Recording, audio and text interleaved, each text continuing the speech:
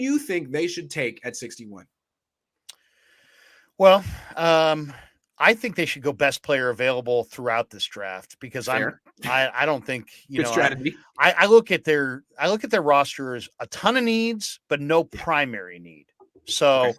I guess if I said, what's the primary need? I would say it's what I just described, safety. And I think Jimmy Ward's future is in the box. And so I'm looking for a free safety. And I would probably Nick Cross from Maryland at 61. He's likely to be on the board. If he's there, that would be a hard guy for me to pass up because that, and I just said I'd go best player available. So I'm probably going a different position, but Nick Cross, if there is a need, in my opinion, it's free safety. And because the Niners love their cover three. And if you're going to play cover three, you got to have that safety that has good instincts and wheels. And there's guys with, wheels and no instincts, Tarvarius Moore, or there are guys that have great instincts and no wheels. But you got to have both to play the deep middle in a cover three. And so there are very few guys who have both, who are usually on the board in the second round. I like Nick Cross, but it's very thin at that spot. There's good safeties, but not a lot that can cover like Cross. So I'd lean towards him, Grant, but I probably, if I was going on need, but I'd probably go best player available.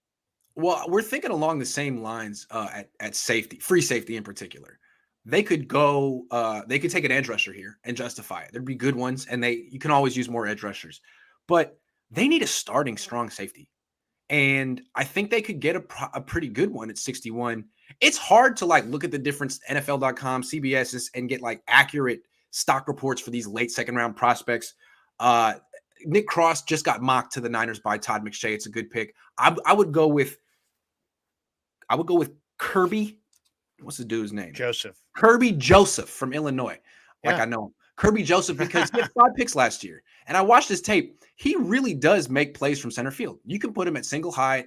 He had interceptions where he started at single high, got all the way to the sideline, and made an interception outside the numbers.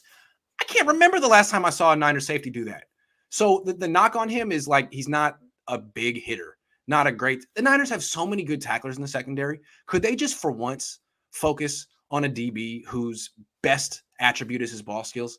That's all I'm saying. There's no way they draft Kirby Joseph. It's so not their kind of DB, but I would love it. They'll probably get someone who's more like Tart. Well, it's a different league now. It's a different league. I mean, and think about who's making the picks. The guy who was the ultimate cruncher in the secondary.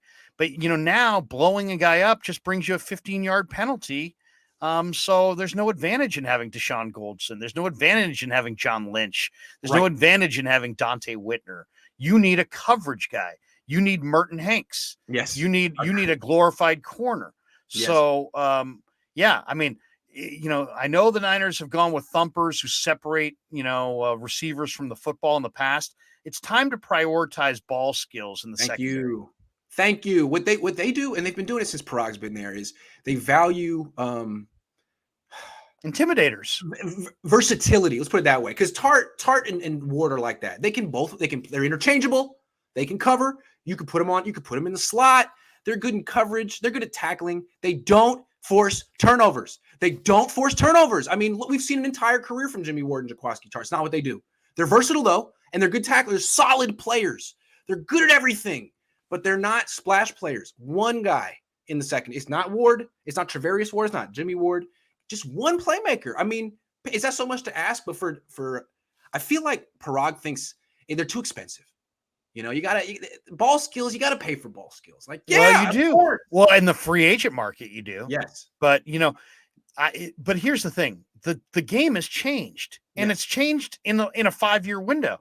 Look at who does this team have at safety who they played at linebacker this year? Marcel Harris. Harris is in the old way of thinking. Right. He separates receivers from the ball, and that's what they're looking for. But now that player is just getting penalized. Now you need coverage ability, coverage ability, and ball skills, and break on the football. So, what's the best indicator of NFL interception production? Is collegiate interception production. So go, it's like sacks. Guys who sack the quarterback. You sack them in college, you sack them in the pros. Same thing with picks. There's no such thing as the DB that gets no picks in college, shows up in the NFL, and suddenly he's a pick machine. It doesn't happen. So you need to prioritize ball production and turnover And production. they never do. No. So we're trying. They've been looking for thumpers. They've been looking for guys who intimidate. Deshaun Goldson, John Lynch, Dante Whitner.